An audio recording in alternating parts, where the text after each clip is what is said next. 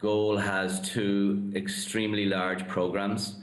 One in Syria itself. Our Syria program reaches in one way or another over 1 million Syrian people inside Syria. And we have a Turkey program where we work with Syrian refugees in Turkey. And we've got about 400 staff inside of Syria doing various things. And we're in the process of building up our Turkey program at the moment. It's quite new, but it's going to be very large when it gets off the ground fully. Okay, so maybe you can give us an idea of the number of families that are there, how you're helping them in the area. Well, inside of Syria, we are working in northern Syria in opposition territory where there is basically no government, and Goal essentially provides services that would otherwise be provided by the government. We provide clean drinking water to about 140, 150 towns, which is about over 600,000 people.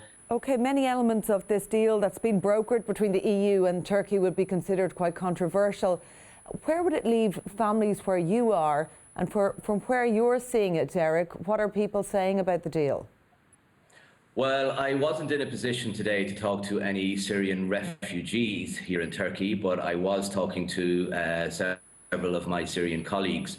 And, you know, they're not really impressed with this deal. The Syrians don't, again, see themselves as being sort of outside of the talks, outside of these processes.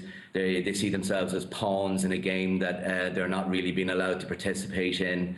They don't really see that it's going to solve anything, because if Europe is trying to not let people in, and Turkey's also closed its southern border, its Syrian border is closed. They're not letting anybody else in at the moment. They've sort of reached their capacity. So the war continues, the conflict continues, cessation of hostilities or not. There are still lots of people getting displaced on a daily basis inside of Syria as part of a depopulation strategy. And those people are coming up against the border in Goal's areas of operations. They can't get across the border. There is really no solution to this refugee crisis if the actual conflict itself inside of Syria, if there's no solution to that. Indeed, we had the UNHCR coming out tonight saying that a blanket return of foreigners to a third country, that being Turkey, is not consistent with international law. In essence, it's flouting the Convention of Human Rights. I take it you'd agree with that statement?